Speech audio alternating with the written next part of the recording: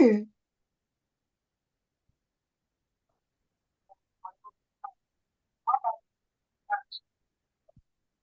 afternoon.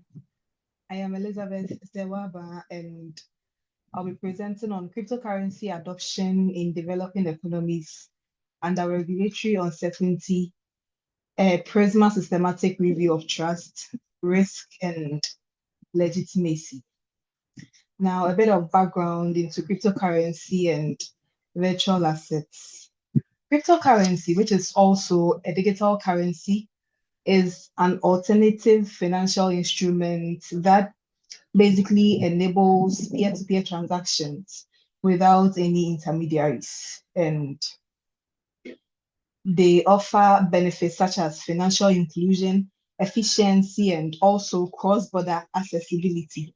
And adoption is particularly rising in emerging economies such as Ghana, Nigeria, due to weak financial systems. The purpose of this study is to systematically review recent literature on cryptocurrency adoption and regulation, and focus is placed on trust, risk, institutional dynamics, and technological factors shaping adoption behavior. Now, the research or the study is guided by 4 questions. And the first question asks, what factors drive cryptocurrency adoption at multiple levels? That is the individual, the institutional, and the national levels. And second question asks, how regulatory frameworks shape adoption and market behavior. The third question asks, what theoretical and methodological approaches dominate current research? And the last question seeks to find how philosophical paradigms influence knowledge production. Now, the methodology of the study. A systematic literature review was conducted using the PRISMA framework, which was adapted from Moha et al. 2009. And the data was sourced from Scopus database. And the focus was on peer-reviewed studies, which were published from 2024 to 2026. Now, here's the PRISMA process that was followed. An initial record of 845 articles, peer-reviewed articles, were identified. And the articles were screened based on the titles or the topics. And so out of the 845, 400 articles remained, and 445 articles were excluded. And afterwards, the 400 articles were reviewed and screened based on the abstracts.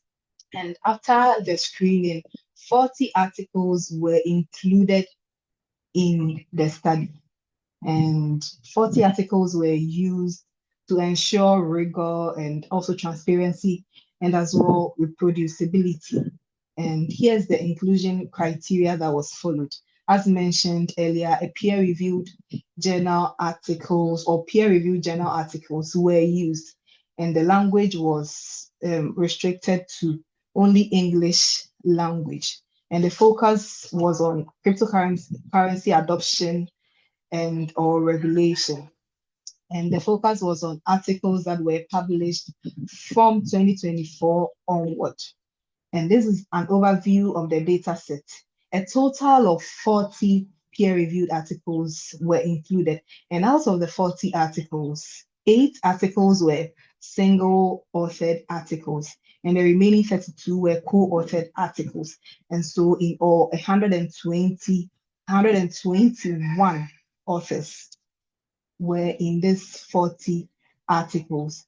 And for the journals, there were 38 sources. So there was no dominant journal, which shows or reflects a strong interdisciplinary engagement. And majority of the studies were published in 2024 to 2025, which is not surprising because of the time of the year. We are in the early 2026, and so it is expected to have studies and publish more in the 2024 to 2025. And also, the trends, publication trends indicates that there's a rapidly evolving research area in cryptocurrency because there's not a lot of studies that has been done under cryptocurrency adoption. And also, as mentioned earlier, there's no single dominant journal which shows diverse scholarly interest in the area. Now, when it comes to geographic distribution, it was noticed that the research was more concentrated in Asia, Europe, North America. However, when it comes to Africa, there were limited studies. Despite the high usage levels in Africa, studies were very limited when it comes to Africa. And so it suggests the geographic imbalance in knowledge production. Now, the methods used in the articles that were included, quantitative approach or methods dominated the methods that were used in the articles, and common methods, which are quantitative methods, included surveys, structural equation modeling, econometric analysis. However, only 4 articles adopted a qualitative approach, and 2 articles adopted mixed method studies. And with the qualitative approach, the focus wasn't on individuals or institutions. Focus was placed on regulation. And an example is a study on Egypt, which was looking at the Islamic religion and cryptocurrency adoption. Currently in Egypt, there's a ban on cryptocurrency. And so they have termed Bitcoin or cryptocurrency as haram. And so the study was basically looking at regulatory aspects of cryptocurrency. And the other studies that also adopted qualitative method were more toward regulatory factors as well and not individuals, which is a major gap in the area. Now, here are some theoretical foundations from the studies that were included.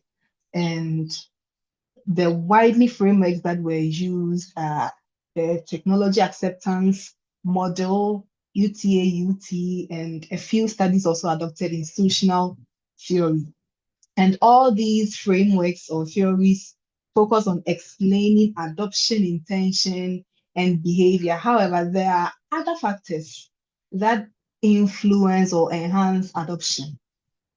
And moving to the thematic findings, out of the studies that were reviewed, 4 themes were found or derived. And the first theme is the adoption drivers and user behaviors. And this theme talks about how adoption is driven by trust. When an individual trusts a technology, then there's a likelihood that the individual would adopt the technology, and perceived usefulness or value. If the individual sees that there's value, they can get benefits from a particular technology or system, then they may adopt it. And risk perception, social influence, and these drivers are all linked to the technology acceptance models, or specifically the UTA-UT. You can see that the core constructs of UTA-UT appears here to form the adoption drivers. And a study by Abdul Rahman et al. States that trust significantly increases adoption intention. When there's trust, then the intention to adopt goes very high. Now, here are the key insights derived from the adoption drivers. And the first one is the psychological and social factors that also strongly influence adoption decisions. And individuals who fear that they may be missing out, that this is what is trending, cryptocurrency, everyone is trading. What if I am missing out? What if I am behind? And so the individual may end up adopting cryptocurrency. And also peer influence can also shape investment behavior. If I have a sister, if I have a friend who is a trader and the person tells me about cryptocurrency, how they are making money from it, then the likelihood of me adopting it becomes very high. Also, younger and tech-savvy users are more likely to adopt it since they are more tech-inclined and like to explore tech stuff. Now, the second theme derived from the studies is regulation and institutions. And this theme talks about regulatory frameworks playing a critical role in shaping adoption. And it posits that clear policies enhance trust and participation. And so, in a country where there are legal frameworks, where there are policies, adoption rates goes high because institutions would know that, oh, it's been regulated, it's been politicized, and so adopting it means that I am not on my own. I have someone who has my back, or I'm guided or protected by something. And this is even supported by a study by Guyan et al., which says that uncertainty mostly discourages adoption and it increases volatility as well. Now, here's the key insights to regulation, which is the second theme. Regulation normally acts as both an enabler and a constraint as well. Now, it enables because it tells people you have security, you have it regulated, and so there's something that is more like covering and protecting you. However, some regulatory factors like putting bans on how you can trade or restricting you or taxing high can actually cause people to refrain from adopting cryptocurrency. And as a study indicated, prohibitive policies may drive usage underground. However, supportive regulation accelerates institutional adoption. Now, the third theme, which talks about economic factors, says that cryptocurrency adoption is mostly influenced by inflation, economic instability, especially in developing economies where the economy is not always stable, and also weak financial systems, waiting so long in queues, sometimes being scared that your money is with someone. How sure are you that they are protecting it well? What if it collapses? And so when it comes to cryptocurrency, you know that you are in control of your own money. And so that is what sometimes influence people to also adopt cryptocurrency. The third and last theme derived from the studies is technology and sustainability. And this theme talks about the features or characteristics of blockchain. We all know the features of blockchain, which is a decentralized system, having no intermediary or someone at the center to control transactions. And it is also transparent. In blockchain, you see how transactions are made, and there's also security. As part of seeing that your money is moving to this place, your money has gone to this person, you don't know who is actually behind what transaction. And these are all features of blockchain. And so this is also a factor that enables or enhances adoption as well. And another study also pointed out that environmental concerns or factors also influence adoption as well. Now, the insights from these themes that were derived is that all the themes are interconnected. It's like they overlap and they all rely on each other, as trust is influenced by regulation. Once there's regulation or it is regulated, there's likelihood that an individual or an institution can trust it. And economic conditions also influence perceived value as well. And technology also shapes both trust and risk as well. And out of those themes, a conceptual framework has been developed. And this is my contribution to knowledge. And so this conceptual framework was derived from the four themes. And the first determinant, which is individual and firm level factors, was derived from the adoption drivers and user behaviors. And it covers demographics, which is the age of individuals, their gender, and personal perception and corporate motives. And these determinants with its variables come together to lead to adoption. And so this conceptual framework is basically saying that combining these four determinants would likely lead to an intention to adopt virtual assets and cryptocurrency. And the second determinant is technology or innovation characteristics. That is the security features of blockchain, anonymity, how anonymous it is, volatility, how it frequently changes, and decentralization as well. And when it comes to the third determinant, which is institutional and regulatory context, it covers government policies, social cohesion, coming together, society, unity in the society, and access to resources. When there's a community that is together and supporting each other, when there's policy from the government to guide it, and when there's access to resources, then individuals would trust and have the intention to adopt the technology, and specifically cryptocurrency and virtual assets. And the last determinant, which is macro environmental forces, that talks about or covers the climate events and geopolitical shocks. And so these four determinants would lead to intention to adopt virtual assets and cryptocurrency. And here are the philosophical insights. The studies were dominated by positivist paradigm, which focuses on measurable variables and hypothesis testing and the quantitative factors in cryptocurrency.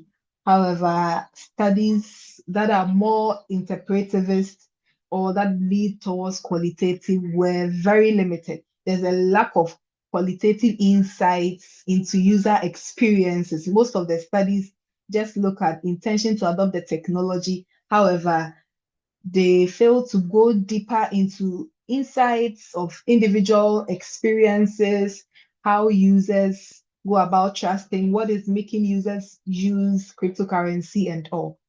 And the last research gap, that is the paradigm gap, is a minimal exploration of sociocultural meanings.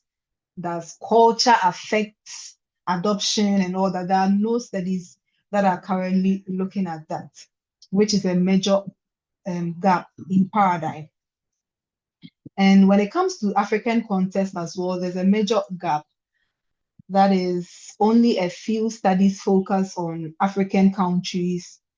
We had one study that looked at Nigeria's current adoption, and the Egypt research that was basically looking at Islamic regulation and cryptocurrency adoption.